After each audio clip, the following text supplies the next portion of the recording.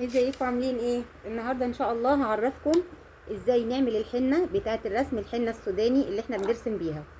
وهعرفكم كمان الفرق بين انواع الحنه ومميزات دي وعيوب دي، يعني هعرفكم كل حاجه. نبدا كده بسم الله الرحمن الرحيم ونصلي على رسول الله. صلوا تاني عليه افضل الصلاه والسلام.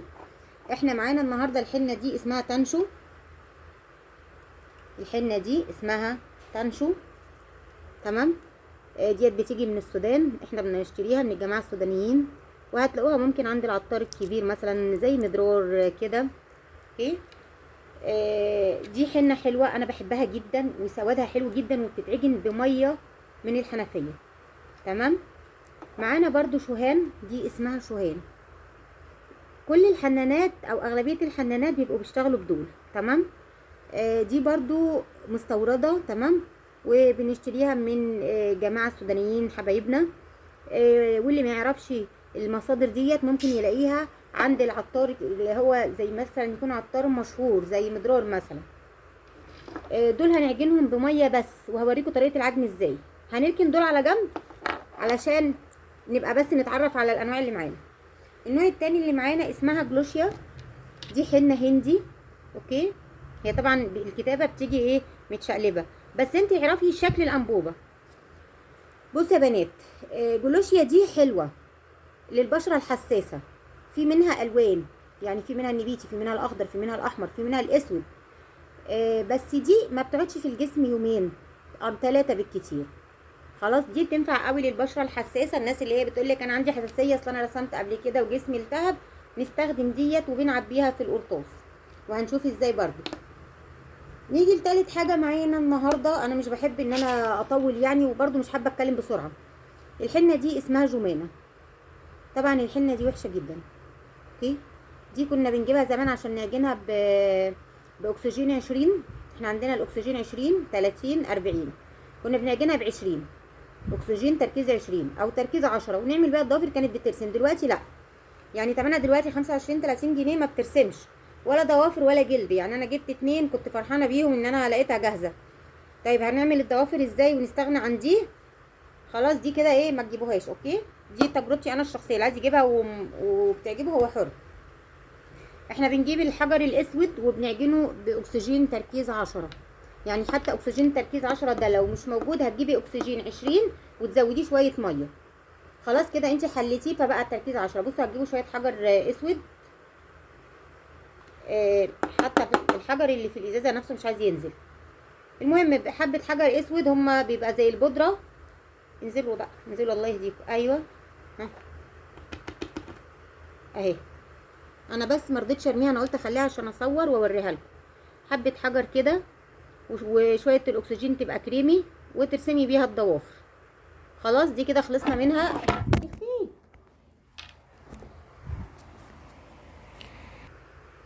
ازيكم عاملين ايه؟ شفتوني وانا بصور وعلى غفله كده الكاميرا جابتني. يلا الحمد لله خير ان شاء الله. خلاص احنا دي بقى ايه ملهاش اي 30 لازمه، وهنركنها على جنب هنا. خلاص هنرجع تاني نكمل مع بعض. ديت بتفتحيها،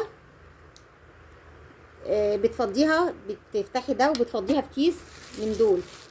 ما تفضيش في القرطاس على طول، نصيحه، لان ممكن تلاقي بليه جوه بتبقى مسدوده هنا فهتنزلك في القرطاس فانت كده هتتعطلي. هنفتح وهنفتح دي وهنفضي هنا في القرطاس. خلاص فضينا، هنسحبها، هنيجي قافلين القرطاس من فوق.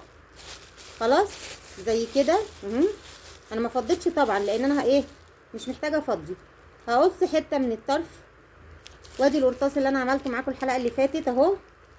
وباجي احط بوز الكيس هنا، بحط بوز الكيس كده وافضيه وادخله وافضيه هنا كده. خلاص واجي قافله ايه باللزق، اعمل كده واقفل باللزق.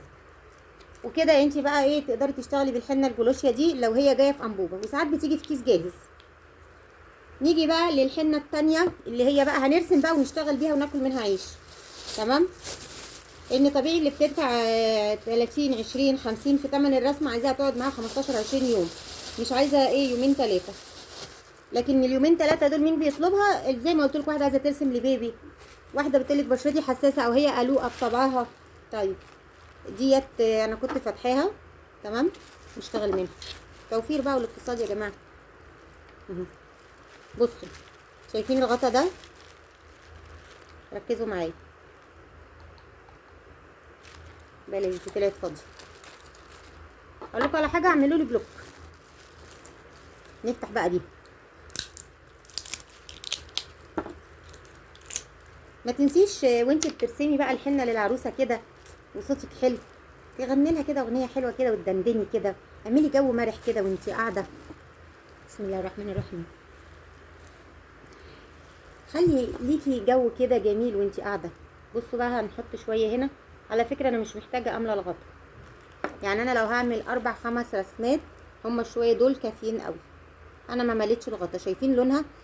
اللي لونها رمادي دي الحنه الاصلي.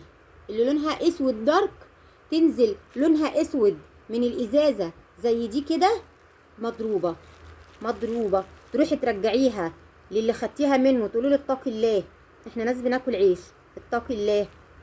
تمام؟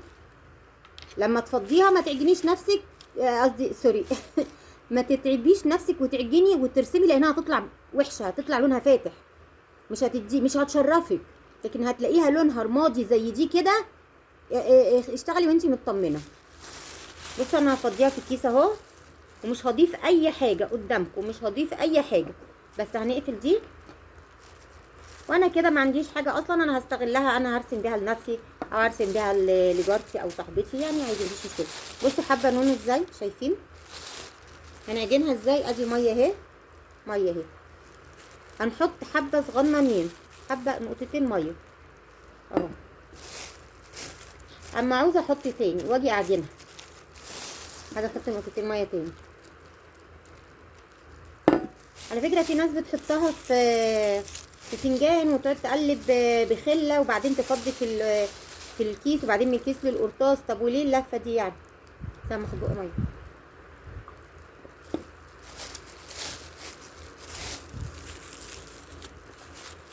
خلاص انا كده حاساها ان هي بدات تبقى عامله زي عجينه الكيك. انا عايزاها اتقل سنه، يعني مش عايزاها لا خفيفه قوي ولا عايزاها تقيله مش هتمشي. خفيفه هتبقى سايحه. دي بقى حسيتي انا والتاتش بتاعك انت، يعني فاهمه؟ ده احساسك انت. انا كده حاساها كويسه. بصوا شويه صغيرين اللي انا حطاهم بقوا قد ايه، شايفين؟ دول هيعملوا لي 4 5 رسمات. خلاص، بس مش الرسمات الضخمه، الرسمات المتوسطه. خلاص لازم تعملي الحركه دي كده علشان يفكك لي اي حاجه فيها وتبقى سهله وناعمه معاكي. هاجي ربطها كده اهو، وهاجي من هنا كده معايا مقص. انا دايما بيبقى معايا مقص صغير في الشنطه، بس المره دي جايبه لكم المقص الكبير بقى عشان ايه؟ ده لقيته قدامي وانا بحضر العده، قلت يلا اختصري. وهاجي افتح القرطاس. ادي الكيس اهو، بصوا شايفين؟ شايفه؟ حطيت اهو، هاجي اقفل من هنا كده واجي اسحب. الحنه بتاعتي نزلت في الكيس. اوكي، ده هعمل فيه ايه؟ هعمل فيه كده وفي اي باسكت هرميه. ومبدئيا مفيش جنبي الباسكت فانا حطيته جنبي، ولما اقوم ابقى ارميه. مترميش حاجه عند العميله بتاعتك، اطلبي باسكت ترمي فيه، او انت معاكي كيس بترمي فيه. خليكي كده جميله من كل النواحي اهو. شايفين؟ ادي بصوا عمل لي قرطاس قد ايه. هعمل ايه؟ اتني اتني اتني اتني اتني اتني. اللزقه بتاعتي جاهزه جنب ايدي اهي، انا مقطعه اللزقه جاهزه. لفيت خلص الموضوع وخلصت الحكايه، وعرفنا انواع الحنه. وادي القرطاس اشتغلنا بيه. وتبداي ترسمي. استني اوريكي كده على المنديل. وما تنسيش بقى تصلي على النبي. وطالما وصلتي معايا لحد هنا يبقى ايه؟ اشتركي بقى في القناه، اعملي لايك، اعملي كومنت لو انت استفدتي من الفيديو بتاعي وقدرت افيدك من غير ما اطول عليكي. شايفين السن اهو؟ شايفين؟ عايزاه تخين انا هدوس جامد على القرطاس، عايزاه رفيع هخف ايدي من على القرطاس. تمام؟ لو لقيت حاجه مكلكعه وانا برسم ومش عايزه تنزل في القرطاس، بتني المنديل كده واجي اعمل كده اسحبها. تمام؟ امتى دي هتحصل معاكي؟ لو انت بتعملي وانت مستعجله وما فرقتيش الكيس كويس عشان تنعميها. خلاص اهو. نشوفكم في حلقه جديده، والسلام عليكم ورحمه الله وبركاته.